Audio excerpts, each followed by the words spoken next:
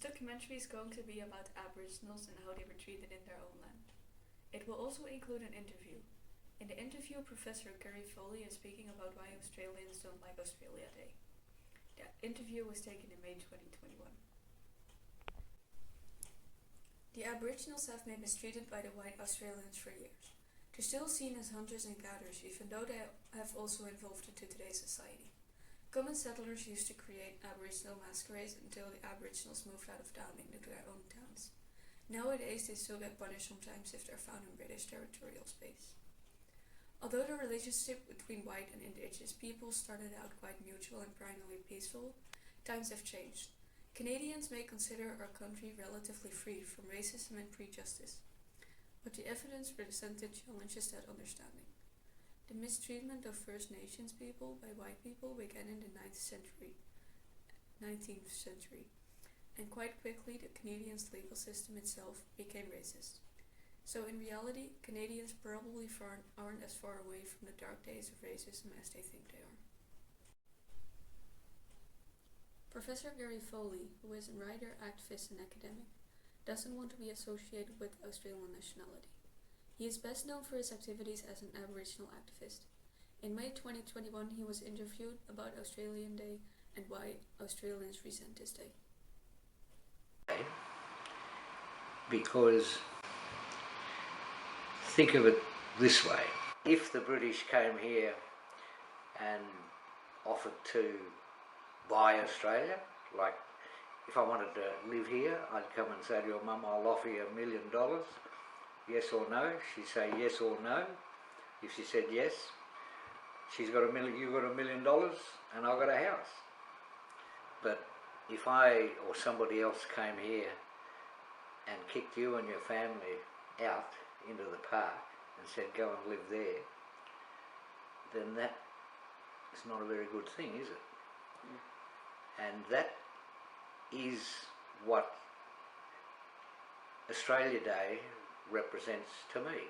My people lived here in Australia for 80,000 years, long time, longer than the pyramids. And then along comes Captain Cook, puts a flag in some part of Australia and says, we now own this. The British now own Australia. No rent, no compensation. And they forced the Aboriginal people off their land, out of their homes. I'm not going to celebrate the eviction of us from our lands. Would it make a difference if we changed the date? It'd make a lot of difference, because then it's not rubbing salt in the wound of Aboriginal people. Some people want to abolish it altogether. Other people who still want to have some sort of day when everybody can have a barbie and just have a national day of celebration of Australia, want to change the date. So the best option that'll keep everyone happy, just change the date. The day when Australians voted yes in support of Aboriginal people, in 1967. That'd be a good day, because that's something that Australia should celebrate, and that's something that we could join them in celebrating. And everybody could have a good party and fireworks and... As Professor Gary Foley pointed out in the interview, the importance and meaning of Australia Day has advanced and been challenged after some time, and not all states have praised a similar date as their date of chronicled significance.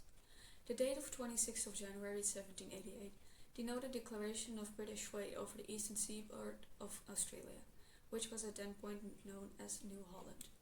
Although it was not known as Australia Day until more than a century after the fact, records of festivities on 26th of January date back to 1808, with the principal official festival of the arrangement of New South Wales held in 1818.